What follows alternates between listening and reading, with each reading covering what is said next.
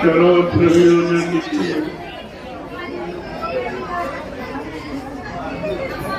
आज राम मुनि के पावन अवसर पर यह पौड़ी ग्रहण संस्कार जो संपन्न होने जा रहा है, इसको आप भली बात समझिए। इस तिथि का विशेष महत्व है। इसी तिथि में भगवान श्री राम ने जन्म लिया। तब से बराबर यह पर्व हिंदुस्तान में मनाया। वैसे त्रेता युग का है, यह कलयुग का नहीं, त्रेता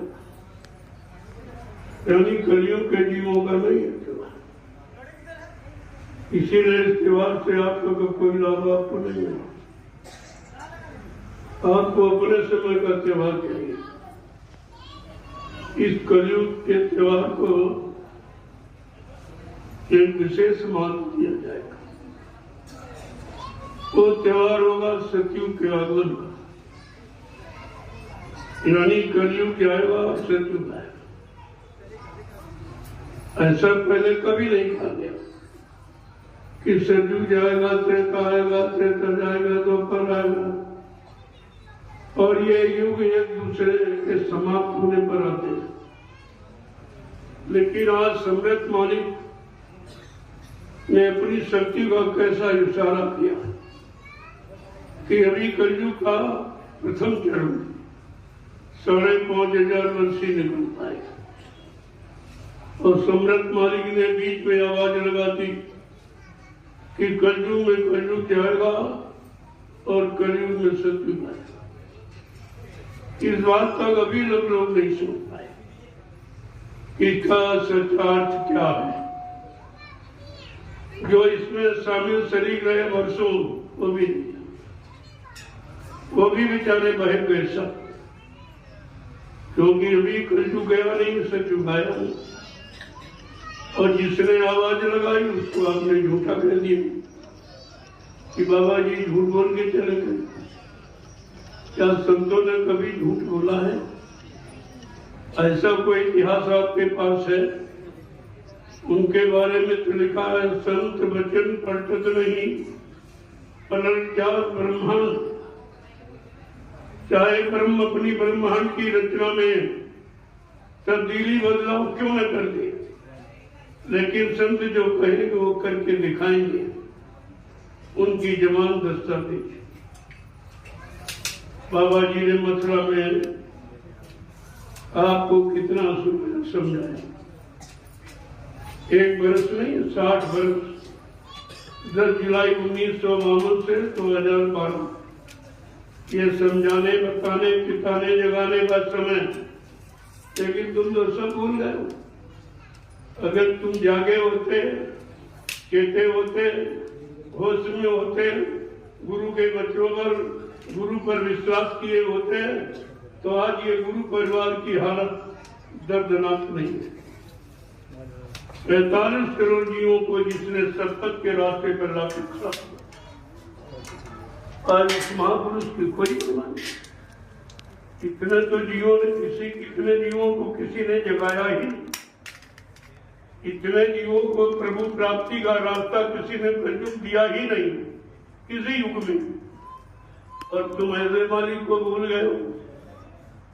कहा था बच्चा ये मैं सब करके दिखाऊंगा।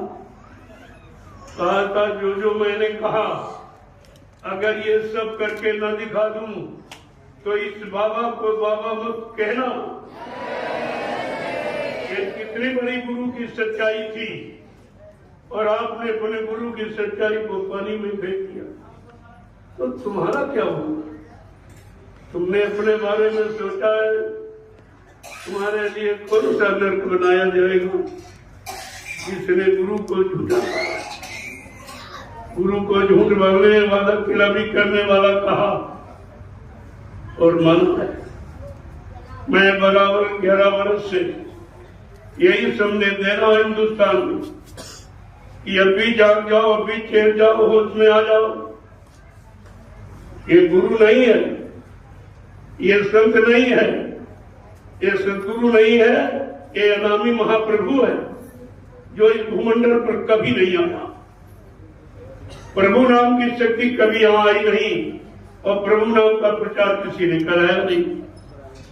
गोस्वामी जी महाराज ने रामचरित मानस के उत्तर कांड में एक इशारा किया, एक अनी अनामा अज सच्चानंद प्रभु धामा। एक ही अनामी धाम है, वहां एक अनामी महाप्रभु है। जब अनामी महाप्रभु मानव चोला धारण करके इस मृत लोक मंडल पर आएगा, प्रभु नाम को जगाएगा, सिद्ध करेगा, प्रभु नाम का प्रचार कराएगा, प्रभु नाम से जीवात्माओं को जगाएगा, प्रभु नाम का बेड़ा भवसागर में लगाकर इन जीवात्माओं को प्रभु धाम पहुंचाएगा। सब जीवात्माओं का आवागमन समाप्त हो जाएगा। ऐसे आवागमन नहीं समाप्त होता। तुमने उस अमृत मालिक की एक भी बात नहीं सुनी, एक भी बात न सुनकर समझी न मानी, न अपने जीवन में कोई लाभ उठा पाया, तो तुमने तो अपना बहुत भारी नुकसान कर दिया और तुम गुरु के अपराधी भी बन गए हो। ये सबसे बड़ा अपराध है, इस अपराध को कोई बात नहीं कर सकता। आपने इस पर कभी विचार किया है? गुरु भक्त कि अपने गुरु की निंदा कभी सुन नहीं सकता, या तो वो मर मिट जाएगा या वहां से हट जाएगा। लेकिन तुमने इन दोनों में से कोई काम नहीं किया। लोग गुरु की निंदा करते रहे, आज भी कह रहे बाबा जी मर के चले गए। क्या ये सबसे बड़ी निंदा नहीं है? क्या ये अंतिम मृत्यु की सजा आपने गुरु को नहीं दी है? क्या तुमने जिसको अभी तक कहा है वो अनामी महाप्रभु है, वो सर्व समर्थ है, वो युग दृष्टा है, वो युग सृष्टा है, ये सब कहते रहे और वो कहाँ चले गए? एक झटके में कहते मर गए। ऐसा तो साधारण इंसान भी मर के नहीं जाता, वो भी बड़े बालों को कुछ बता के जाता और बाबा जी ने कुछ नहीं बता के। ये आप कह क्या रहे हो? कहा था बच्चा, जब नाम दान दिया तभी आपको याद कराया कि बच्चा मैं उस लोक से आया हूं जहां जन्म मरण होता ही नहीं। क्या बात था? मैं सारे वादों को याद कराता रहा 11 वर्ष। 28 मई 2012 से लगातार आपको याद करा रहा हूं, आज भी याद करा कि गुरु की सच्चाई क्या है, गुरु की महिमा क्या है। अरे रामकृष्ण को तो गुरु ही मिले और तुम कितने बड़े भाग्यशाली, तुमको सदगुरु मिले, तुम्हें अनामी महाप्रभु मिला जिन्होंने कहा था बच्चा मैं जन्म मरण के देश से नहीं आया और मैं जब तक जिनको मैंने नाम दान दिया है, नाम डोर शब्द डोर पगलाई, जब तक इन जीवात्माओं को इनके घर नहीं पहुंचा दूंगा, मैं मानव शरीर को छोड़ के जाने वाला नहीं हूं। मैं आपसे ही पूछता क्या झूठ बोलूं? नहीं हूं। मैं आपसे ही पूछता क्या झूठ बोलूं? क्या ऐसे झूठ बोलने वालों को आपने गुरु बनाया तो तुम्हारा क्या होगा? तुमने अपने बारे में कभी सोचा है तुम्हारे लिए कौन सा स्पेशल नर्क बनाया जाएगा जो गुरुद्रोही और गुरु अपराधी इस तुम्हारे जैसा सृष्टि में न कभी हुआ न कोई होगा। किसी ने अपने गुरु का ऐसा अपमान नहीं किया, अपने गुरु को झूठ बोलने वाला नहीं कहा, लेकिन इस कलयुग के जीवों ने समृत मालिक को, अनामी महाप्रभु को झूठा कहा और आज भी झूठा कह रहे। मैं बराबर कहता हूं कि अब भी सोचो समझो, तुम्हारा क्या होगा। मैंने सारी सच्चाई का पर्दाफाश कर दिया। मैंने कहा मैं तुम्हारे पीछे खड़ा हूं, तुम भाग कर कहां जाओगे, और एक न एक दिन इस नैनी शरण की पावन पवित्र भूमि पर तुम सबको आना पड़ेगा। ये ऐसी भूमि का चुनाव किया गया 1997 में। जो पुराने प्रेमी बैठे होंगे उनके को मालूम होगा कि जब पूर्णा का कार्यक्रम 1997 में इसी गोमती नदी ये पुल के उस पार जब मनाया गया था 10 जुलाई से 23 जुलाई तक, तो बाबा जी ने आखिरी दिन क्या कहा था? कहा बच्चा, ये 88,000 ऋषियों की तपोभूमि है, यहीं से सतयुग के अंकुरन निकलेंगे। क्या अंकुरन आसमान में निकले? मैंने गुरु के उन्हीं वचनों को ध्यान में रखकर इस भूमि का चुनाव किया है, और यहाँ पर ये व्यवस्था मैंने तैयार कर दी गुरु परिवार की। अपने लिए नहीं, गुरु परिवार के। अपनी तो मैंने कभी कोई बात कही न कही, कभी कहूंगा, क्योंकि मैं गुरु के द्वारा जगाए जय गुरुदेव नाम का प्रचारक हूँ। उनका प्रचार करता हूँ, शाकाहारी बनने का प्रचार करता हूँ, प्रभु के भजन करने की प्रेरणा देता हूँ। इसके अलावा मेरा कोई काम, मैं तो अपने बारे में कभी कुछ कहता ही, न कभी गुरु का, न संसद गुरु का है, न कभी भगवान सरकार महाराज का। कभी मैं तो आपसे भी बहुत छोटा एक उनका संदेश वाहक, जो उन्होंने संदेश का आदेश दिया है कि मेरा संदेश जन जन के कान तक पहुंचाते रहना, जब तक सतयुग जैसी व्यवस्था देश में न आ जाए। मैं आज भी उसी वचन का पालन करता हूं, करने में, और आपको करके दिखा दूंगा। इन 4 वर्षों में ही मैंने 3 आश्रमों का निर्माण कर दिया, और तुम सब मिलकर 45 करोड़ एक आश्रम मथुरा में बना पाए, वो भी सुचारू रूप से रख नहीं पाए। उसको भी आपने इतना गंदा किया है, अगर मैं सारा रात खोल दूं तो इन दोनों पर तुम थूकोगी नहीं। तुम्हारा थूक भी महंगा होगा।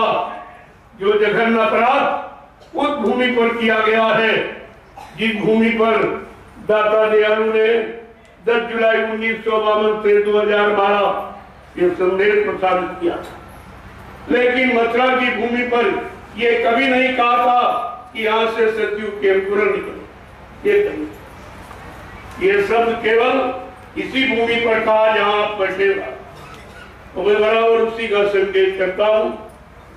इस रामनवमी के पावन पर्व पर मैंने 5 दिवसीय आध्यात्मिक संदेश सुनाने का, जन जन के कान तक पहुंचाने का जो मैंने काम किया है और कर रहा हूं, बराबर लोगों को जानकारी दे रहा हूं। जबकि मथुरा से मैंने न 1 इंच जमीन ली, न एक नया पैसा लिया, न कोई गाड़ी घोड़ा लिया, यानी मतलब, और न कोई रुपया पैसा कुछ भी नहीं लिया, और प्रेमी भी यानी मेरे पास कुछ नहीं थे। जब मैं 28 मई 2012 को निकला तो मेरे पास एक भी आदमी नहीं था। मैंने अकेले ही 3-4 बरस तो मैं ऐसे घूमता रहा। कोई कह रहा ये मार दिए जाएंगे, इन पर बंद डाल दिया जाएगा, उनका प्रशासन है, इनको जेल में बंद कर दिया जाएगा। हमने भाई ये धमकी दमक, जेल तो हमारा भजन घर है, पहले भी रहा है और अब भी है। उसके लिए तुम्हें डरावनी बातें क्यों करते हो? जो विश्व परिवर्तन के लिए निकला है उसकी आवाज को जन जन के कान तक पहुंचाने के लिए निकला है, वो किसी से डरने वाला नहीं। अकेले ही मैंने आज 11 वर्ष पूरे होने जा रहे हैं, मैं संदेश दे रहा हूं। और हिंदुस्तान में कोई किसी ने मुझ से नहीं कहा कि बाबा जी जीवित, केवल मैंने कहा और आज भी कह रहा हूं, और मेरा सच्चा प्रमाण प्रूफ है। और तुम्हारे पास मुर्दे का मरने का कोई प्रमाण नहीं, आज तक कोई प्रमाण नहीं दिया। मैंने कहा अरे भाई कोई प्रमाण दे दीजिए। मैं ऐसे तोरे घाट चीरता रहा, मैं सन 65 से लगा हूँ, तब तो तुम पैदा भी नहीं हुए होगे, तब तुम हमको अपनी बात सिखाते हो, हमको बताने का प्रयास करते हो। बाबा जी ने जो जो पहले कहा वो सब याद है, और कहा था एक दिन ये सब होगा, लेकिन तुम सचेत रहना। आज वही हुआ। पहले भी कहा था कि आगे भविष्य में मैं ऐसी योजना बना दूंगा, ऐसी व्यवस्था बना के तैयार कर दूंगा कि कुछ दिनों के लिए मैं तुम्हारे से दूर चला जाऊंगा। तुम इतनी जल्दी मुझे पहचान नहीं पाओगे। मैं समय से आकर अपने समस्त वादों को पूरा करके दिखाऊंगा और एक एक वचन को याद कराऊंगा। वो लोग कहाँ जा रहे? कहा था कि आगे ऐसी नाजुक स्थिति बना के खड़ी कर दूंगा, फिर बच्चा ऐसा गेट फंसा दूंगा, ये गेट टूट जाएगा, हिंदुस्तान में कोई निकाल नहीं पाएगा, और इसमें बड़े बड़े मगरमच्छ फंस जाएंगे। ये मगरमच्छ कौन है? यही अध्यक्ष मंत्री तुम्हारे, ये सब फंस गए। मैंने निकलने के इनके सारे रास्ते बंद कर दिए, ये निकल नहीं सकते हो और तुमको हिसाब देना पड़ेगा। 60 वर्ष जो मथुरा में बाबा जी के हाथ में जो सेवा पकड़ाई गई वो कहाँ चली? पहले उसका हिसाब दीजिए। वो कहाँ खर्च की, कौन सा विकास किया, कौन सी जमीन खरीदी प्रेमियों के लिए, कौन सी व्यवस्था की है, या गुरु के लिए या गुरु की मजदूरी के लिए कोई अच्छा काम आपने किया हो तो बता दीजिए। आखिरकार पैसा काम जिस दिन उन्होंने झूठा प्रचार किया, सारे हिंदुस्तान के प्रेमियों को शंका संदेह भूल में डालकर कहा आप लोग अंतिम दर्शन कर जाओ। प्रेमी बेचारे मानते थे ये साथ में रहने वाले ये झूठ नहीं बोलेंगे, इन पर विश्वास किया। और जब वहां गए तो मैं इतने लोग बैठे हो, सच बोलना बाल बच्चेदार हो। क्या मथुरा में बाबा जी के शरीर को पूरा खोल के किसी ने देखा था? सब बोलिए, क्या आपने बाबा जी के शरीर को पूरा खोल के देखा था? क्या किसी को दिखाया गया था? क्या आपने मान कैसे लिया? अगर कोई कहे तुम्हारा पिता मर गया, लाश न दिखाई जाए, क्या बिना देखे आप विश्वास करोगे? बिना देखे तेरहवीं मनाओगे, बाल बनवाओगे, और तुमने सब कुछ कर रहा, कुछ बाकी नहीं रखा है, लिहाजा तुम सजा के पात्र हो, और तुम्हारी ये सजा कोई माफ नहीं कर सकती। ये सजा कोई राह की न सके गुरु का द्रोही, गुरु से द्रोह विद्रोह करने वाले को कोई बचा नहीं सकता। ये आपको सब पढ़ना चाहिए था, और तुम्हारे गुरु का अपमान होता रहा तुम्हारे सामने, तुम कानों से सुनते रहे और आंख से देखा भी नहीं और मानते रहे। ये तुम्हारी कितनी बड़ी कमजोरी, और गुरु का अपमान और होता रहा तुम सुनते रहे। तुम्हें मालूम नहीं है कि गुरु के अपमान को सुनने वाला कितना बड़ा द्रोही विद्रोही होता। गुरु निंदा सुने जो काना, पाप लगे गौघात समाना। जो गुरु की निंदा अपने कानों से सुनता है उसे गौ हत्या के बराबर पाप लगता। ये पाप आप सबने किया और अभी कर रहे हो। अभी तुम्हारे अंदर कोई जागरूकता नहीं है, गुरु के प्रति अभी कोई विश्वास नहीं है। उनके दिए सुनाए वचनों को ना आपने याद किया है, ना उन पर विश्वास किया है। अगर विश्वास किया होता तो आज गुरु परिवार की ये हालत नहीं होती जो आज दिखाई थी। लेकिन संत अपना बीज कभी निर्बीज नहीं होने दे, कहीं न कहीं बीज तो छिपा रहता ही है, और समय पर फिर अंकुरित होता है, फिर पौधे का रूप धारण करके सबको फल छाया प्रदान करता है। वो चीज तुम्हारे सामने जल्दी ही आने वाली। मैंने 4 वर्षों में एक कितना बड़ा काम आपने, कोई 1 रुपए की सेवा न पहले कभी किसी से मांगी और न आज मांगता। ये बिना सेवा के ये इतना बड़ा काम, 350 बीघे जमीन और 3 आश्रमों का निर्माण। इसको आप पहले देखिए, ये उनको नींद नहीं लेने दे रहा है, और उनके पास कोई इसका कार्ड भी नहीं है। अब तो मैंने प्रेमियों के सामने एक स्पष्ट ये प्रमाण प्रस्तुत कर दिया कि ये सब झूठ है, जो प्रचार हुआ वो सब झूठ है। मैं चैलेंज के साथ कह सकता हूँ कि 17 अक्टूबर 2017 को हाई कोर्ट ने ये फैसला दे दिया कि बाबा जी अभी जीवित हैं। कहाँ जाओगे तुम भक्के? मैं तुम्हारे पीछे ही खड़ा हूँ, कहाँ जाओगे? तुम्हारे लिए मैंने सारे रास्ते बंद कर दिए, अब तुम कहीं निकल नहीं सकते हो। अब तो बात बहुत आगे बढ़ गई। अब तो मेरे साथ करोड़ों लोग, एक भी नहीं था, करोड़ों, और ये सब उधर ही, इधर कोई नहीं था। मेरे पास तो कोई था ही नहीं। ये सब गुरु बचनों को सुना सुना कर, याद करा कर ये प्रेमियों को जगा के ले आया हूँ। ये निजी मेरी मेहनत है, और उधर तो उन दोनों ने कोई मेहनत नहीं की। पुराने जीव गुरु के जगाए हुए थे, उन्हीं जीवों में ये अपना व्यापार कर रहे हैं, ये लूटपाट कर रहे हैं। ये सेवा दो, वो सेवा दो, ये मान दो, ये सम्मान दो, ये सामान दो। क्या इसके अलावा कोई तुमसे ये कहता ये लो ये लो? और यहाँ दिया जाता है, वहाँ लिया जाता है। उनको तुम्हारे धन की जरूरत है और हमको तुम्हारी जरूरत है। हमारे उनकी सोच में कितना अंतर है। हमको अपने गुरु परिवार की आवश्यकता है और उनको गुरु परिवार के धन की आवश्यकता है। अब आप समझ लीजिए यही से कि काम कहाँ से होगा, कहाँ से होगा। बाबा जी ने कहा परिवर्तन चार्ट के द्वारा, क्या ये वचन याद है आपको? परिवर्तन चार्ट के द्वारा होगा। 10, 11, 12 जून 1983 जब दिल्ली बोर्ड क्लब पर ले गए, कहा बच्चा ये पार्लियामेंट है, इसमें हिंदुस्तान का कानून रहता, इसके सामने तुम शपथ कसम खा के मेरे आदेश से इस फकीरी भेद को धारण करो, और तुम्हारे शरीर से ये भेद जब तक नहीं उतरेगा, जब तक देश में अच्छी व्यवस्था नहीं हो जाए, तब तक ये तुम्हारे शरीर से नहीं उतरेगा। तुम टाट पर कर तपस्या कर लो, मैं टाट का इतिहास बनाऊंगा, टाट की पूजा कराऊंगा।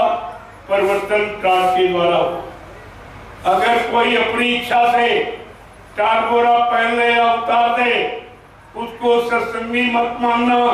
वो भविष्य में कोई बहुत बड़ा धोखा दे सकता है।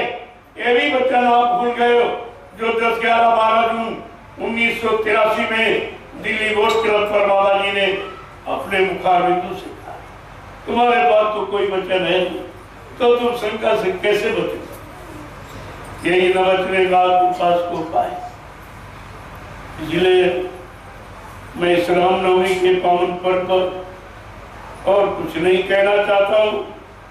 ये धार्मिक तिथि है, धार्मिक संदेश देने के लिए मैं दृढ़ संकल्प हूँ और बराबर हिंदुस्तान में दे रहा हूँ। और कैसे नहीं, सरकार से परमिशन ले, अनुशासन के साथ। परमिशन का मतलब है इंफॉर्मेशन, सूचना देता हूँ कि मैं ये काम करने जा रहा हूँ। भारत की जनता के आगे संतों की, गुरुओं, सदगुरुओं, अनामी महाप्रभु के सारे वचनों को खोल के कहने जा रहा हूँ। तब मैंने वचनों को प्रसारित किया है, चोरी से नहीं। मीडिया पत्रकार आती है, सुनती है, लेकिन चली जाती। हमने कहा भाई तुम्हारे अगर कलम में स्याही और कागज में जगह और तुम्हारे अगर हिम्मत है तो मेरा यह आध्यात्मिक संदेश छाप दीजिए। लेकिन तुम छाप नहीं सकते हो, क्यों? तुम गुलाम के गुलाम। गुलाम में तो कुछ हिम्मत होती है, लेकिन गुलाम का गुलाम चाकर, जिसको रोटी के सिवा कुछ, इसके अलावा कुछ नहीं होता। और मैंने अभी एक प्रार्थना और की है भारत सरकार से, और आज भी कर रहा हूँ। रामनवमी के पावन पर्व पर हमारी प्रार्थना स्वीकार कर दी है कि देश की स्थिति माली अच्छी, माली हालत देश की अच्छी नहीं है। आप मेरी प्रार्थना स्वीकार कर दीजिए, इस 24 के चुनाव को टाल दीजिए। राजा के लिए, प्रजा के लिए, दोनों के लिए अच्छा रहेगा। महात्माओं ने अपने राजा पर आपत्ति मुसीबत आते देखी तो उनको पहले सचेत किया। जो लोग मान गए उनका तो काम हो गया, और नहीं माने वो मारे गए। इतिहास में बता रहा, मैं बराबर ये कहता हूँ कि देश की हालत बहुत खराब, इतना कर्जा ला दिया है। ये बेटी पर जो पहले अपने आप को बताया था 20-25 साल पहले कि जो बच्चा माँ के पेट में है और वो जब बाहर आएगा तो यानी मतलब इतने करोड़ रुपए का कर्जदार बन के जन्म तब बताया था सारा। तब से तो बहुत समय निकल गया। कर्जे के सिवा इनके पास कोई योजना नहीं है। उस कर्जे से पूरा नहीं पड़ रहा तो ये टैक्स, ये महंगाई, ये बेरोजगारी, है गरीबी, यानी ये सब क्या। अरे जब भारत देश आजाद हुआ था तो आजादी की खुशहाली के लिए जो भारतीय संविधान सप्त ऋषियों के द्वारा लिखा गया वो तो गुप्त कर दिया। ये 20 सूत्री कार्यक्रम को भारत का संविधान बताते, हम इसको मानने को तैयार नहीं। हमारा दूरदर्शी ही असलियत में, हमारा दूरदर्शी ही भारत का सच्चा संविधान। आज नहीं तो कल लागू हो जाएगा। जिस दिन दूरदर्शी व्यवस्था लागू हो जाएगी, जन जन में सुख शांति, वो हिंदुस्तानी नहीं सारे विश्व की सुख शांति होगी। ऐसी दूरदर्शी व्यवस्था ये महापुरुषों के द्वारा यानी खड़ी की। आज चलते चली गई है। जब बाबा जी ने कहा कि मैं आपको भी मौका दे रहा हूँ, जितने राजनीतिक लोग मैं सबको मौका दे रहा हूँ कि जब तक हमारी दूरदर्शी नहीं आती आप अच्छे से अच्छा और अपने स्वार्थ का जो भी काम करना चाहते हो कर। मेरी दूरदर्शी की तारीख और शुभ घड़ी मुहूर्त सब निश्चित, दिन तारीख सब निश्चित। जब तक वो नहीं आ रहा तब तक आपको मौका दो, और जिस दिन आ जाएगी ये सब व्यवस्था समेट के किनारे कर। ये उड़ाव चुनाव कुछ नहीं, सरकार का नामो निशान नहीं, एमपी मेरे विधायक नाम नहीं रहेगा। इन नाम से आपने बहुत बदनाम देश को किया है, यानी मतलब इसलिए ये सब कुछ नहीं। एक नवीन व्यवस्था का सूत्रपात होगा जो मानव की बुद्धि के परे, न मानव सोच सकता है, न मानव विश्वास कर सकता है, न मानव करके दिखा ही सकता है।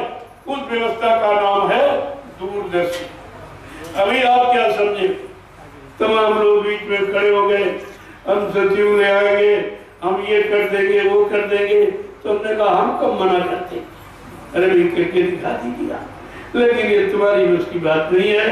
ये परिवर्तन कलयुग का इंसानों की बस की बात थी। इंसान के द्वारा नहीं होगा, वो महापुरुष के द्वारा, वो महाशक्ति के द्वारा। अवतारी शक्ति नहीं, महाशक्ति। अभी महाशक्ति के बारे में आपको जानकारी नहीं है कि महाशक्ति अवतारी शक्ति में कितना अंतर होता। ये शक्तियां पैदा होती हैं, महापुरुष प्रकट होते, वो जन्म नहीं लेते, अपनी इच्छा से आते हैं और काम करके अपनी इच्छा से जाते। न उनको यहाँ किसी ने भेजा और यहाँ से कोई उन्हें ले जा सकता है। इसके लिए बाबा जी ने प्रमाणित किया, मैं परिवर्तन करने आया हूँ, परिवर्तन करके ही जाऊंगा। कोई माई का राम हमें इस परिवर्तन से न रोक सकता है, न मेरा काम कोई कर सकता है। आपकी बुद्धि मेरी नहीं है, गुरु की वचन वाली तुम्हारे काम में नहीं पहुंचे, और नहीं तुमने सोचा विचारा इस पर।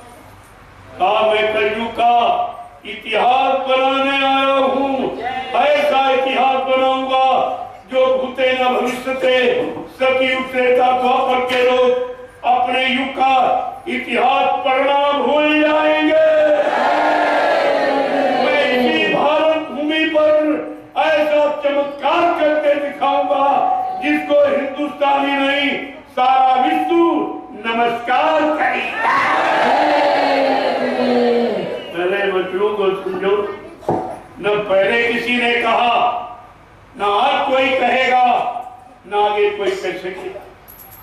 ये ऐसे बच्चे और तुम सब बोल गए, तुम्हारी समझ में कुछ नहीं आया। कहा मैं बच्चा कलयुग को भगाऊंगा और सतयुग को लाऊंगा, सबको न्याय सुरक्षा रोजी रोटी की व्यवस्था बना के सबको शाकाहारी बनाऊंगा, सबकी जीवात्माओं को जगाऊंगा, परमात्मा से मिलाऊंगा। अगर ये काम करके ना दिखा दूं तो इस बाबा को बाबा मत कहना। इससे बड़ी और गुरु की क्या सच्चाई। आपने बड़े गुरु की सच्चाई को पानी मिलते। मेरे पास बहुत प्रभाव, एक तरह से नहीं हजारों, और मैं तारीख बाई तारीख को बताऊंगा। इस तारीख को बाबा जी ने ये कहा, इस तारीख को ये कहा, इस तारीख को ये। और अभी कुछ नहीं हुआ। जबकि उन्होंने क्या कहा, अपना परिचय देके कहा, क्योंकि ऐसा कभी महापुरुष आया ही नहीं भूमंडल पर, इसलिए उनको अपना परिचय भी देना पड़ा कि हम आए हुए देश से जहां तुम्हारा धाम, तुम सबको घर पहुंचाना एक हमारा काम। गुरु ने कहा तुम सबको घर पहुंचाऊंगा, और यहाँ चेलों ने गुरु को पहले ही पहुंचा दिया। इन चेलों को देखो पहले, इनका क्या होगा।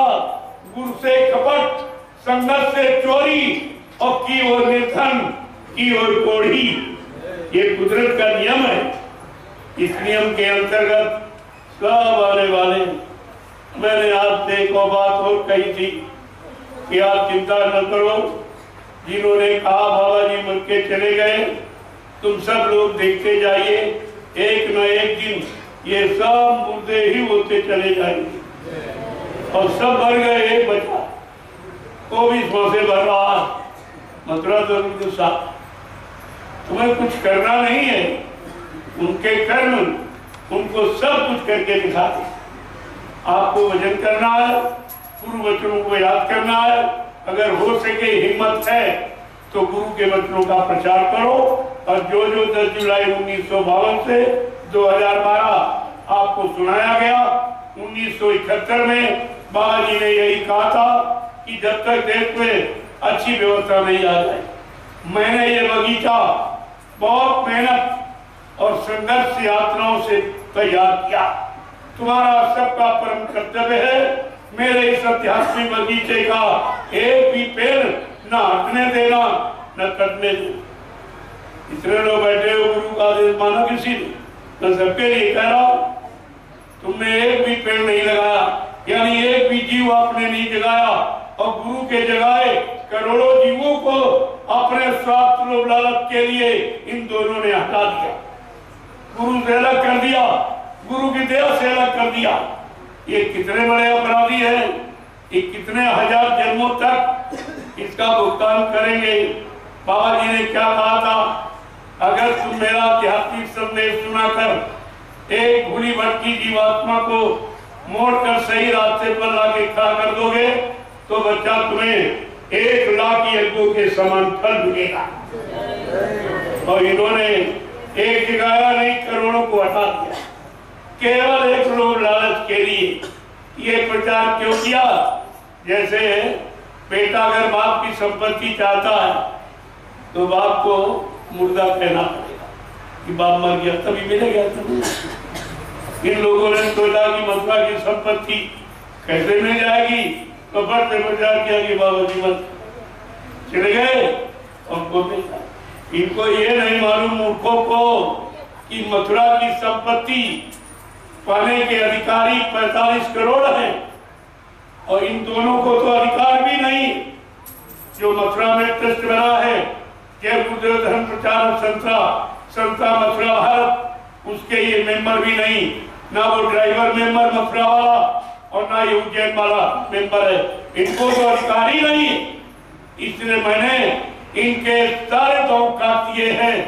अब इनको जेल जाने की जरूरत है। जब तक तुम ये तुम्हारी जो सेवा देते हो या तुमने सेवा अब तक दी है, ये सब घूस रिश्वत में जा रहे। ये कब तक तुम सच्चाई को छिपाओगे?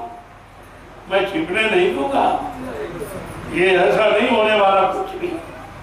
और आप देखते जाइए, हमको धीरे से अपने परिवार को जगा लीजिए, ये जाग जाएंगे कि सब अपनी एक एक पाई का हिसाब इनकी नसों से वसूल करो।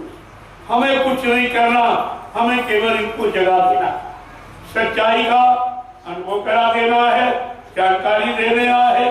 ये जाग जाएंगे, अपनी सेवा का एक एक रुपया इनकी नसों से वसूल। ये कहीं जाने वाने वाला नहीं है।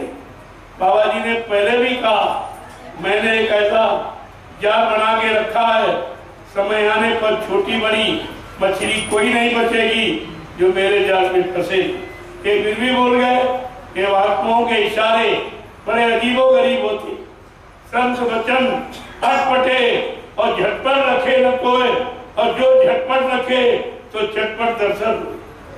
अगर आपने गुरु के वचनों को समझ लिया होता, अपने जीवन में उतार लिया होता, तो आपकी मंजिल बहुत आगे निकल चुकी होती। लेकिन तुमने कुछ नहीं किया, तुमने गुरु में ही शंका, उनके वचनों में शंका, उनकी युक्ति में शंका, तो तुम्हारा क्या होगा? अपना सोचिए आप, अगर ये अभियान न चला होता तो प्रेमियों तुम सब काल के गाल में थे। कोई दयाल की तरफ नहीं था सब, लेकिन संत अपना बीज कभी निर्बीज होने नहीं देते। पहले उन्होंने कहा था किसी मनुष्य पोल पर बैठकर मैं अपनी सच्चाई तुम्हारे काल तक पहुंचाता हूं। कहा वो पोल मेरा ही पोल, सब घर भीतर साइया सुनी से न कोई, वाह घट धर्म सराय हो जा घट प्रगट हो। कहा सब घट में मारी की जीवात्मा विद्यमान है, वो घट धन्य है जिस घर से मेरा संदेश प्रसारित होता, वो घट मेरा ही, वो घट खास खुदा का है। ये सब जानकारी आपको मिली, लेकिन आप सब भूल गए हो, आपको कुछ पता ही नहीं है। सच्चाई सच्चाई है, आज नहीं तो कल, अब ज्यादा समय नहीं। सच्चाई को आपके सामने आने के लिए ज्यादा समय की इंतजारी करने की जरूरत नहीं। आप देखते जाइए धीरे धीरे, क्योंकि अगर हमारा 45 करोड़ का गुरु परिवार सब जाग जाएगा तो मैं बैठा लूंगा। मैं उसके लिए जमीन तैयार, ये जमीन तैयार कर रहा हूं, ये 45 करोड़ प्रेमी कहाँ बैठे, क्योंकि आना तो सबको है। जब सच्चाई जिस दिन मिल जाएगी तुम बात नहीं चले आओगे। ऐसे तो ये लोग आए उसी में से निकल, ये को और से नहीं आए, उन्हीं दोनों में से जिन्होंने सच्चाई को जाना और गुरु को सच्चा माना और गुरु को अपना असली मालिक माना है, वो कभी भ्रमित नहीं होता है। भ्रमित वही है जो स्वार्थ, लोभ, लालच और मान सम्मान तक सीमित है। इसलिए अब मैं ज्यादा कुछ कहना नहीं चाहता हूँ, क्योंकि आज पाणी ग्रहण संस्कार होना, उसका समय हो चुका है। मुहूर्त के अंतर्गत ही ये संपन्न होना चाहिए। यही सच्चाई, बिना दहेज की शादी यानी आदर्श विवाह। सरकार कहती रही मैंने करके दिखा दिया, और सैकड़ों शादियां हर वर्ष हमारी जय गुरुदेव आध्यात्मिक वैचारिक प्रचार समिति तमाम निःशुल्क ये समाज की सेवा करती है। जैसे बिना दहेज की शादियां, आदर्श विवाह, कुंडल संस्कार, नामांकन संस्कार, यज्ञोपवीत संस्कार, ये सब निःशुल्क हमारे आश्रम की मर्यादा है, जो हिंदुस्तान में कई किसी आश्रम की नहीं। ये इनको मुफ्त आवास में, उसका कोई किराया नहीं, बिजली पानी फ्री, भोजन फ्री, दवाएं फ्री, शादी ब्याह फ्री, साकार का प्रचार फ्री, निस्वार्थ। मैं कोई उसका पैसा नहीं लेता हूँ और पूरे हिंदुस्तान में प्रचार करता हूँ। जबकि प्रचार के जितने साधन सब आमदनी, सब कमर्शियल, सब व्यापारिक हैं, लेकिन मेरा शाकाहारी का प्रचार एकदम निःशुल्क और पूरे हिंदुस्तान में प्रचार करता हूँ और बदले में कुछ नहीं लेता। और ये भी कहता हूँ कि जब तक ये शाकाहारी बनने का संकल्प आप नहीं लोगे, आपके दरवाजे से बीमारी नहीं हटेगी, आप लड़ाई झगड़े से मुक्त नहीं होगे, महंगाई गरीबी से मुक्त नहीं होगे। ये सब का मूल आधार है शाकाहार। पहले समझिए, इसको समझ में आ जाएगा।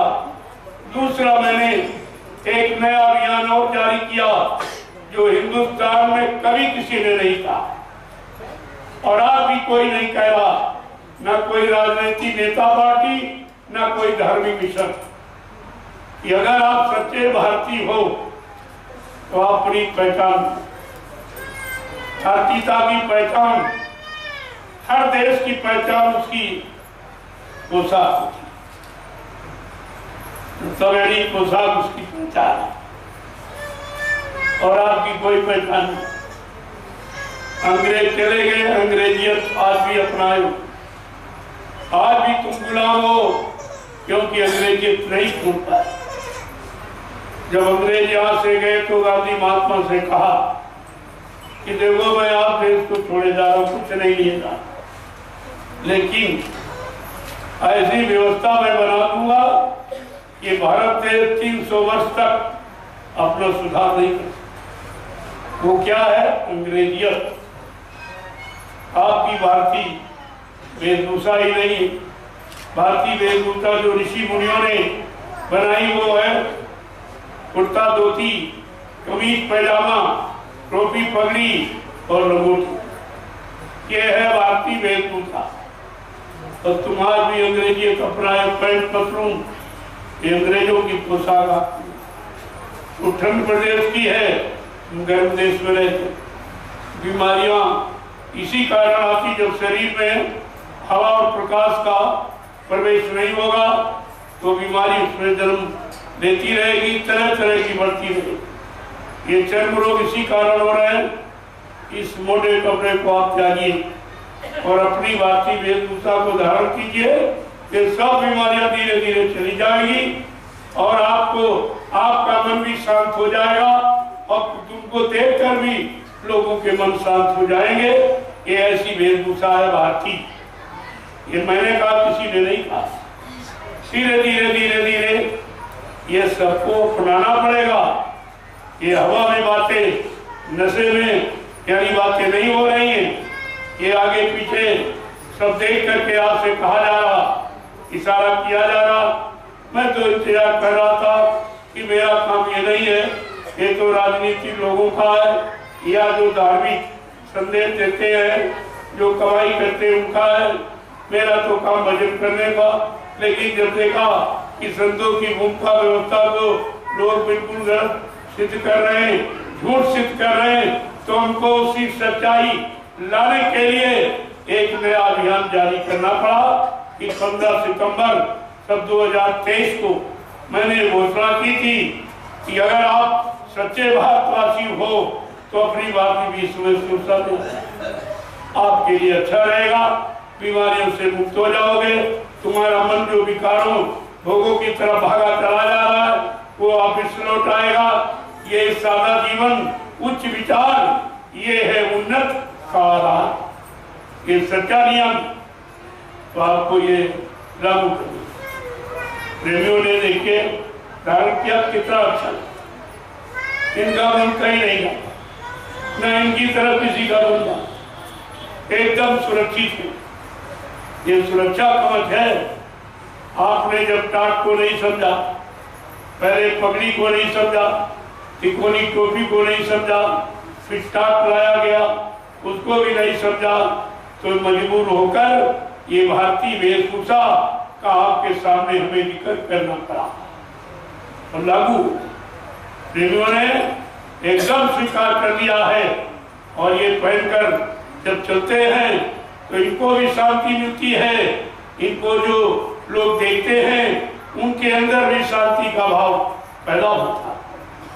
आपको भी ये करना चाहिए। इसलिए ऐसे ऐसे अभी बहुत से नियम हैं जो मैं समय आने पर आपके सामने रखता रहूँगा, आपको संकेत इशारा करता रहूँगा। धीरे धीरे जब मुझे कोई इशारा होता तभी मैं आपके सामने इशारा करता। मैं अपनी इच्छा से कभी कुछ, हमें कहने की क्या जरूरत है?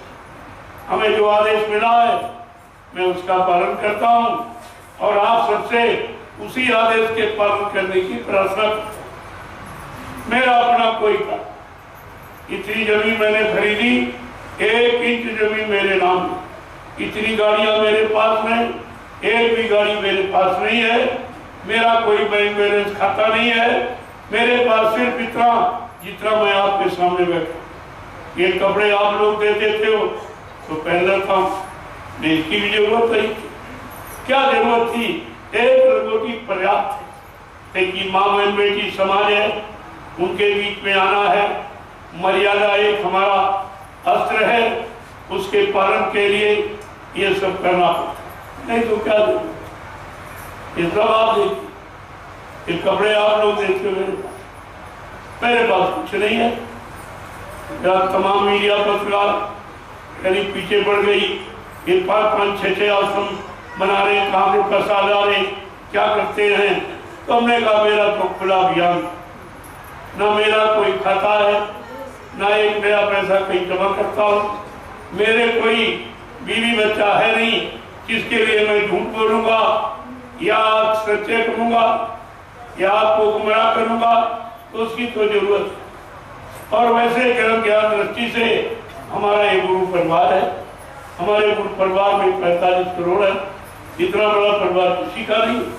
पैसी तो आप लोग अपने परिवार के लिए कहते करते हो, मैं भी अपने गुरु परिवार के लिए ही कर रहा हूँ, और जो कुछ किया हूँ और आगे करूंगा या करता रहूंगा वो गुरु परिवार के लिए ही करूंगा, अपने लिए कुछ, हमें कुछ नहीं, हमको ये कुछ नहीं चाहिए। हमको अपना गुरु, हमको अपनी गुरु की भक्ति चाहिए, हमको गुरु से मिलने वाली दया और लाभ चाहिए। आप समझ लो ताकि आप में कोई शंका। और मैं कभी कुछ कहता ही नहीं, अपने लिए मैंने कभी कुछ नहीं कहा।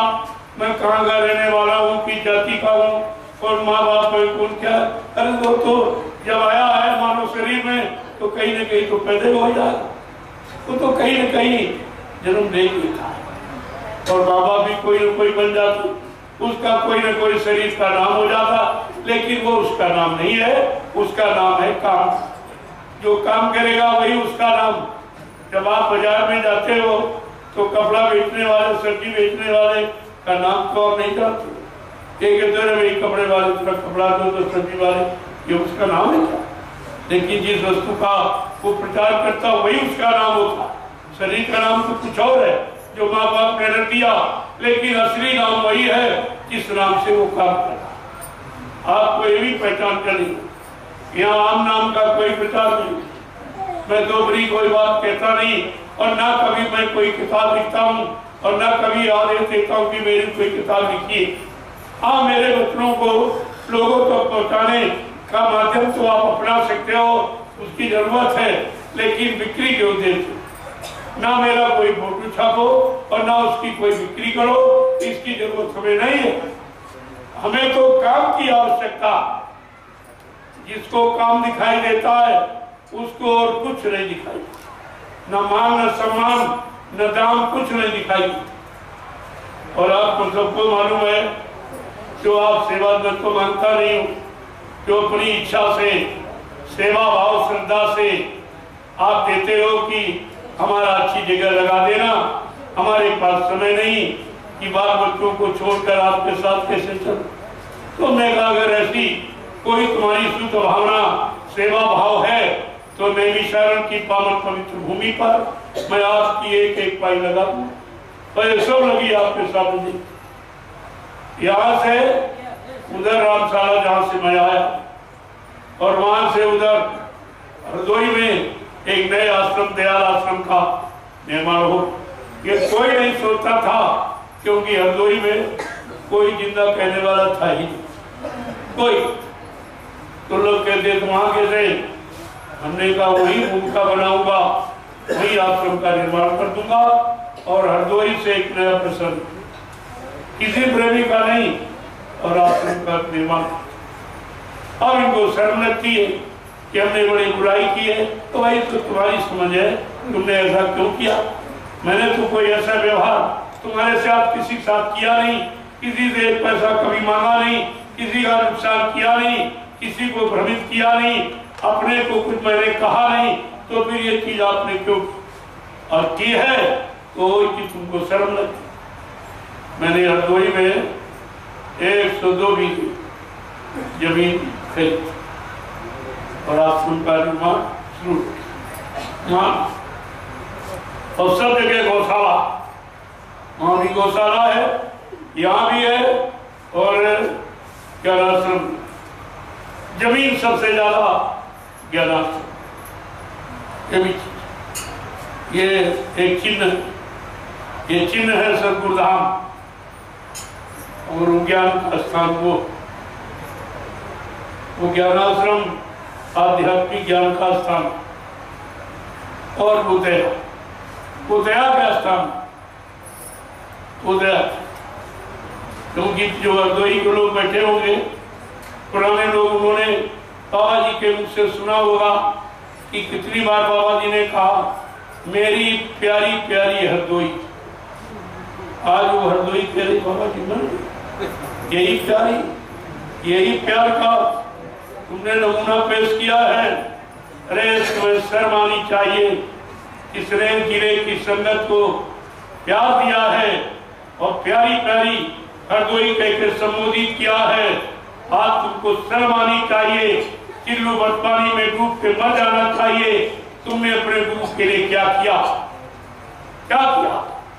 बहुत सारा सम्मान दिया कुछ, लेकिन मैंने वहीं पर आश्रम का निर्माण कर दिया, क्या कुछ नहीं।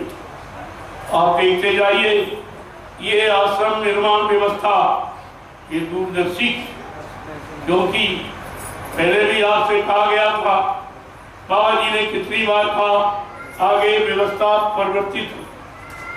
केंद्र में 25 महात्माओं, इसी तरह प्रांत जिले, तहसील ब्लॉक और न्याय पंचायत और ग्राम सभाओं और उन्हीं आश्रम यानी मतलब वहीं से सदुपयोग व्यवस्था का संचालन होगा।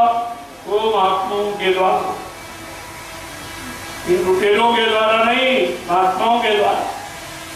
अभी आपने वो समझा था और वही व्यवस्था आपके सामने बनाई जाए। मैं ज्यादा समय नहीं लेना चाहता हूँ, क्योंकि पढ़ी ग्रहण संस्कार का समय हो गया। उसका ये जल्दी से आप संपन्न कर दीजिए। 3 दिन से लगातार शादी होंगे, वहां भी वही यहाँ भी, और होती रहेगी ऐसे ही। आप देखते जाइए, जहाँ कहीं कार्यक्रम होते हैं वहाँ शादी ब्याह। मैंने लोगों को सिरदर्दी खत्म, तमाम लोगों की कन्याएं सियानी हो गई, पैसा नहीं, बेचारे मारे शर्म के, कोई सुसाइड कर रहा है, खा रहा, फांसी लगा रहा। मैंने इस समस्या का समाधान कर दिया है। अगर आप मेरी बात को मान, सरकार तो कहती रही, लेकिन मैंने करके दिखा, साफ करके दिखा दिया। कोई दहेज नहीं, कोई डिमांड मांग नहीं, और मतलब आपके सामने कर रहा हूँ। आप देखिए, आज जो शादी होने जा रही, आप देखिए, आज से रात वहां से आई रामशाला ज्ञानाश्रम से प्रसाद वितरण कर। ये काम किसी शादी में हुआ कभी सुना है आपने? अरे कभी ये सुना है प्रसाद वितरण? क्योंकि मेरा लक्ष्य प्रसाद वितरण का ही, चाहे कोई कार्यक्रम हो, कोई मतलब नहीं, सामाजिक कार्य हो, पारिवारिक कार्य, व्यवहारिक कार्य हो, मेरा लक्ष्य देश प्रसाद वितरण का। और ये प्रसाद हिंदुस्तान में कोई बना नहीं, ये पहली पहचान आप प्रसाद। हिंदुस्तान में कोई प्रसाद नहीं बना सकता। प्रसाद कौन बनाता? जिसने अपने सदगुरु को खुश कर दिया, उनके आदेश हुक्म का पालन करके, उनके वचनों पर चल जिसने अपने सद्गुरु दाता दयालु को खुद कर लिया, वो उनकी दया और दुआ किसी वस्तु में प्रवेश करके जीवों को लाभ दे सकती है। ये लाभ पाए हैं तब आए, ऐसे नहीं मैं कोई किराए वाले पर नहीं ले आया, मैं कोई रुपया पैसा नहीं मांगा हूँ, कोई डीजल पेट्रोल नहीं मांगा हूँ, ये अपनी गाड़ी कमाई खर्च करके आए हुए हैं। इनको आप देखिए, मैं देश के सामने एक नमूना पेश कर रहा हूँ। अभी आप नहीं समझ पाए तो हिंदुस्तान में मेरे अलावा कोई ऐसा व्यक्ति नहीं जो देश के लिए आदर्श प्रस्तुत कर सके, कोई है ही नहीं, और ये काम कोई कर भी नहीं। इसीलिए मैंने प्रार्थना की है कि देश की स्थिति बहुत खराब है और कर्जा हो गया, लिहाजा हमारी हालत इतनी अच्छी नहीं है कि आप चुनाव कर सकते। हमारी प्रार्थना स्वीकार करो, इसे थोड़ा आप टाल दीजिए, जब स्थिति अच्छी हो जाए चुनाव करा दो।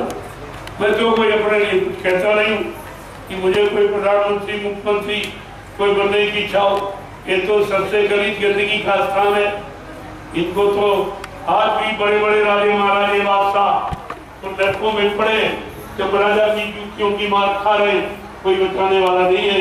ये सबसे गंदगी का स्थान, इसको महात्मा तो सिखा, आपको ये सब याद है। आप ये कार्यक्रम शुरुआत कीजिए और जय गुरुदेव, जय गुरुदेव, जय गुरुदेव, जय गुरुदेव नाम किसका,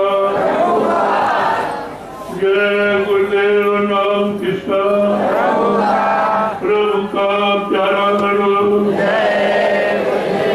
अब सब लोग खड़े हो जाओ। आप वैसे खड़े तो रोज ही होते, बैठते भी, लेकिन हमारा उद्देश्य कुछ और। खड़े होने का मतलब है अब एक अच्छे सच्चे ईमानदार चरित्रवान काम को करने के लिए खड़े। अब ये परिवर्तन हो, इसलिए हो जाओ और बैठो तो भजन पूजन के और झुको वहां जहां ये तीनों चीजें अवसर तो तीन स्थितियां हैं तो शरीर, अगर तीनों को जान गए तो चौथी भी समझ में आ जाएगी कि आखिरकार ये तीन स्थितियां इसलिए करना ही सिखाई जाती। हमें केवल भजन करना और कराना, और हमारा आप सबका कोई दूसरा लक्ष्य होना ही नहीं, इससे बढ़ के और कुछ ये सब। लेकिन आप नहीं कर पा रहे हो, परिस्थितियां समस्याएं आपको विवश कर रही हैं, इसलिए पहले समस्याओं के समाधान के लिए हमें कदम उठाना। उसी कदम का नाम है परिवर्तन, बदलाव। कैसे ये जितना ये दुख पाने वाला और जितना लोग जो लूटपाट करने वाला और हिंसा करने कराने वाला, झूठ छल कपट बेईमानी करने कराने वाले, जब तक ये काम खत्म नहीं होंगे भजन कोई नहीं करता। इतनी चिंताओं में, इतनी सामाजिक पारिवारिक समस्याओं में कोई भजन नहीं करता। इसलिए पहले तो दूरदर्शी की जरूरत, जो तुम्हारी सारी समस्याओं का समाधान कर, फिर आप कहीं बैठ के भजन करो। अगर अभी कहीं भजन करने बैठ जाओ तो पता चला झोला जैसा फिर आपकी भजन करने की सही हो जाए तो बताओ भजन करते झोला। अब तुम दो गुरु पर जब तुम्हारा भजन करते झोला कैसे उठ गया, लेकिन ये नहीं तो जोड़ोगे कि व्यवस्था खराब है, इंसान खराब नहीं है, देश की व्यवस्था खराब। और व्यवस्था के बारे में कोई सोच ही नहीं रहा, सब अपनी अपनी व्यवस्था बनाने के चक्कर, अपने मान सम्मान के चक्कर, अपना अधिकार जमाने के चक्कर में, अपनी कुर्सी बचाने के चक्कर में और देश के लोगों को बचाने की चिंता नहीं। ये चिंता केवल महात्माओं को हमेशा हुई है और आज भी। वो अपना फर्ज हमेशा करते हैं, मानो न मानो ये खुशी आपकी है, वो मनाने थोड़ी आए, वो आपको समय से जगाने आए, इशारा करने आए, क्योंकि उनको दिखाई देता कि आगे का समय बड़ा खराब। इसलिए आपसे कहते और तुम दो आंखों से देखकर सामने का भी नहीं देख पा रहे हो, न पीछे का देख पा रहे हो, न दाएं बाएं का देख पा रहे हो, तो तुम और पीछे की बात या आगे आने वाले समय को कैसे देख सकते? तो जानकारी इसीलिए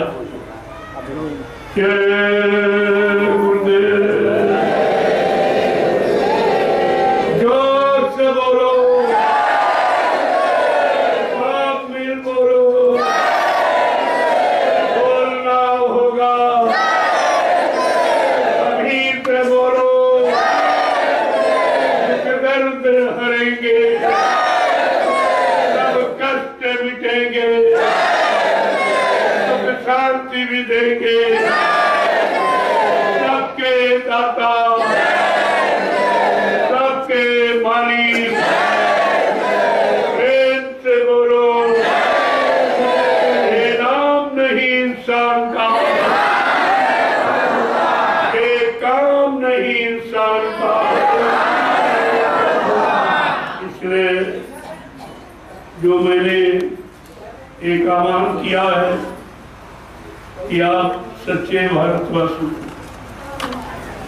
अपनी भारतीय वेशभूषा, अपने भारतीय खान पान शाकाहार, ये अंडा मुर्गा, ये इंग्लिश दारू, ये गांजा भाग अफीम, ये भारत का कार्यक्रम, ये सब सब विषयी भोगी लोगों का है, आपका नहीं है।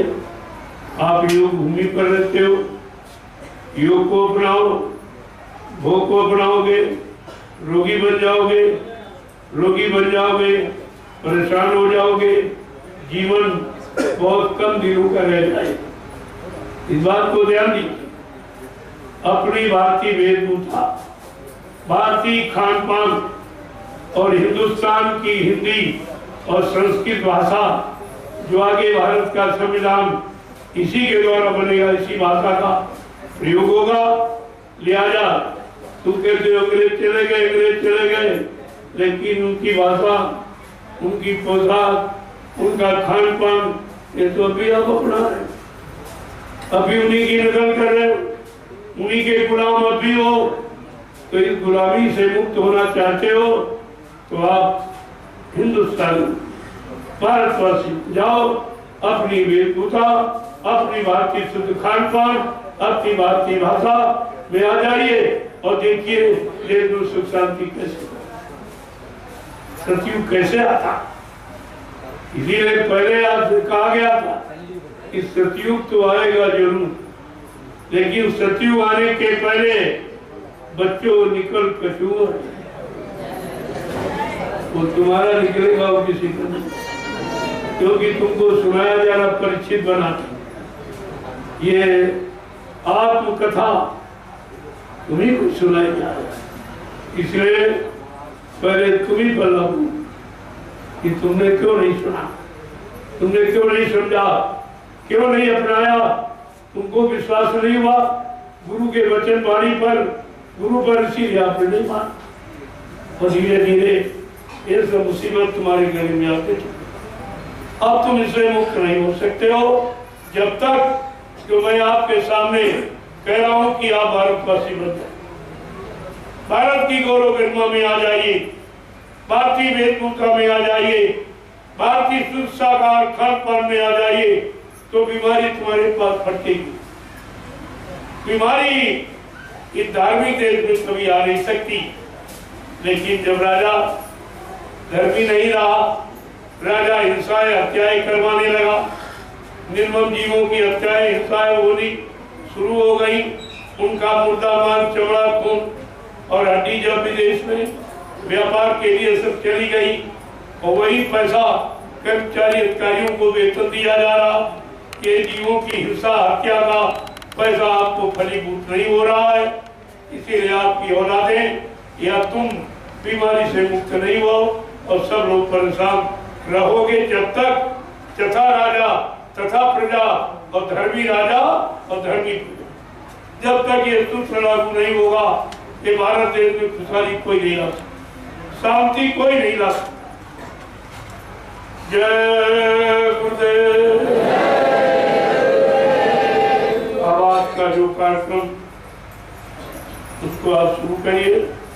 देखो मैंने समय इसलिए लिया कि मैं 5 दिन का आध्यात्मिक सत्संग के लिए वचनबद्ध। मैंने आपको वचन दिया था कि हर रोज एक बार तो रोज हो रहा था और आज भी होना था, लेकिन ये शादी ब्याह भी तुमने चलो पहले थोड़ा पहुंचेंगे जल्दी। मैंने 4 बजे बुलाया था, ये लोग 6 बजे 2 घंटे उसी में ले।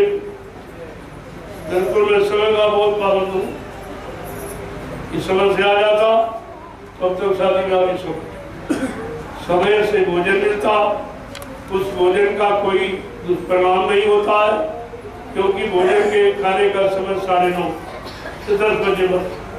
इसके बाद निशाचरी भोजन होता है, वो हल्का रख। मशीन को एक भोजन पचाने के लिए 8 घंटे की जरूरत है और 8 घंटे में आप 3 बार खा लें तो निश्चित खराब समय पूरा नहीं देते हो भोजन। अभी भोजन का समय थोड़ी हो पाए। आपको चाहिए जब तक सत्संग हो रहा था तो सत्संग तो कानों से सुनते, धीरे धीरे वहाँ भोजन लोगों को कराने लगते हैं, अभी काम हो जाता। अरे भाई कोई मतलब हो, काम को बराबर आपको खुले रहते, वो संदेश सुनते रहते, उधर भोजन भी करते रहते, उधर पानी के संस्कार भी आपका हो जाता। ये काम हो सकता था अगर थोड़ी बुद्धिमानी से आप काम लेते। चलो जो समय निश्चित है उसके पहले आप कैसे कर लो, अब आप इसको जल्दी से शुरू। कितना समय हो गया है? 12। अभी समय है 4 बजे समय बदलता, 4 घंटे हैं। ब्रह्म मुहूर्त से दूसरा दिन लागू होता है। अभी आपके पास समय है, 4 घंटे बहुत है, ये तो 10 मिनट में होगी। फिर इसमें करना ही और झगड़े झंझट फैलाने के लिए बहुत कई रात निकल जाए। ऐसा कुछ नहीं, कोई ठगा ठगी का मेला यहाँ नहीं है। यहाँ बिना दहेज का मतलब बिल्कुल किसी तरह का कोई नाजायज बेफजूली खर्च न दिया जाएगा, न किसी को सताया। तो इच्छा से आप अपने बेटे को बेटी को जो इच्छा से आप दे सकते हो उसके लिए मनाही नहीं, लेकिन जबरदस्ती किसी से वसूल नहीं जाए कि जमीन बेचो, चाहे घर द्वार बेचो, चाहे जानवर बेचो, चाहे जेवर गिरवी रखो, हमको इतना दहेज दो। ऐसी व्यवस्था का अंत किया, ये व्यवस्था नहीं रहेगी। और सचिव वाले तो बिल्कुल यही समस्याएं है जो आज आपको दुखी। अगर इन समस्याओं का समाधान हो जाए तो दुख का कोई प्रश्न ही नहीं, लेकिन ये कोई करना नहीं था। जब अपने पर आता तो कहते नहीं भाई बेटी है, कहते नहीं भाई दहेज नहीं होना। जो बेटे का नंबर आया तो वह बताते भी नहीं दहेज बेटी के लिए तो हमारे पास ये आश्रम से हो जाए अच्छा, और जब बेटे का नंबर आया तो हमको निमंत्रण नहीं देते, पूछते भी नहीं कि कुछ भी, जो जानते हैं कि मना कर दिया जाए। तो ऐसी स्थिति में ये दोहरी रीति अपनाओगे तो नाव पर पैर रखोगे तो कभी सफलता नहीं होगी। इसलिए एक रास्ते पर आके खड़े हो जाओ और तुम्हारी शांति और सुख का रास्ता है तो अपना लीजिए। देखिए आप जय गुरुदेव, चलो आप लोग शुरू। देखो मैंने प्रसाद सबको दे दिया और प्रसाद के झगड़ा मत सबको बांटी। धीरे से ये संस्कार को ये अपना कराइए, बाकी भोजन कराइए। तो हाँ, पर वधू की जरूरत किसकी? बाकी जो घर परिवार वाले भाई देखना चाहते अपना बैठ देखे, लेकिन बाकी प्रेमी समय से भोजन कराइए ताकि भोजन का दुष्प्रयोग न हो। अभी समय है, आप खिला दो, लेकिन उधर भी फिर वो खाने का समय नहीं। जल्दी आप कराइए इसको अपना जो विधिवत। वैसे तो कुछ मानते नहीं कि काल के विधान को दयाल कभी मानता ही तो नहीं मानता हूँ, लेकिन आपको धीरे धीरे दयाल की तरफ लाने के लिए थोड़ा थोड़ा काल के साथ कभी कभी हो जाएगा, जानबूझकर भी हो जाता, क्योंकि आप तो रह नहीं सकते, इसलिए थोड़ा ये कुछ नहीं है।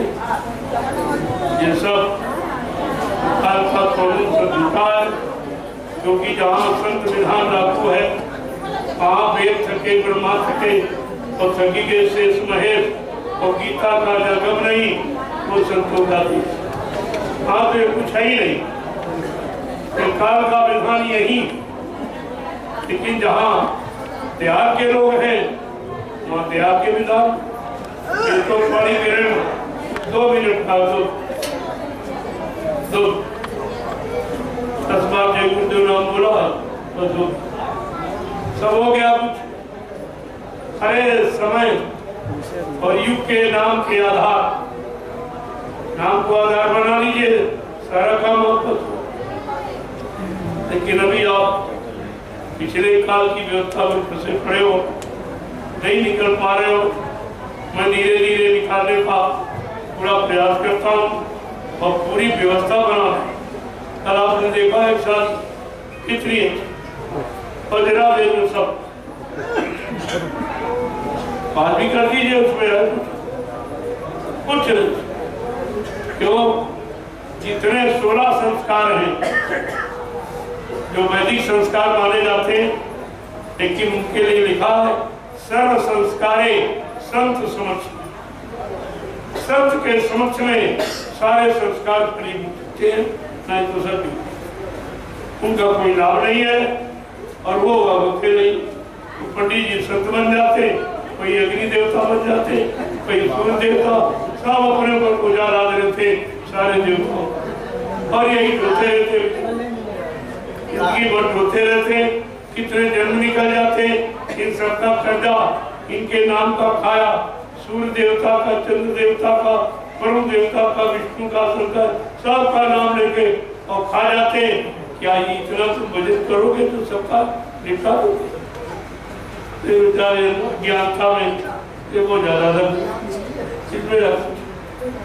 ये काले अक्षरों की विद्या में आत्मा से के आत्मा और परमात्मा का मिलन है। दो आत्माओं का मिलन कैसे होगा? तो तुम शरीरों का मिलन बताते हो और आत्माओं का मिलन जानते हो। अब तो इसलिए अगर आत्मा शरीर से निकल जाए तो उसके साथ शादी कोई करे? अरे मुर्दे के साथ कोई शादी करे? शादी तो आप आत्मा के साथ ही, जब आत्मा निकल जाती तो मुर्दा हो जाता, और मुर्दे के साथ कोई शादी नहीं। तो शादी तो असल में आत्मा आत्मा, वैसे सूरज की साथ। अब आत्मा को जगाने वाले महात्मा मिल जाए तो 2 मिनट में समस्या का समाधान। लेकिन तुम उनकी बात मानो तब तो, जब समर्थ नामी महाप्रभु की बात आप नहीं मान पाए, उनको नहीं पहचान पाए, उनको अपना नहीं बना पाए, तो तुम किसको मान सकते? जय गुरुदेव, जय गुरुदेव। जल्दी शुरुआत करो, फिर मत। जय गुरुदेव,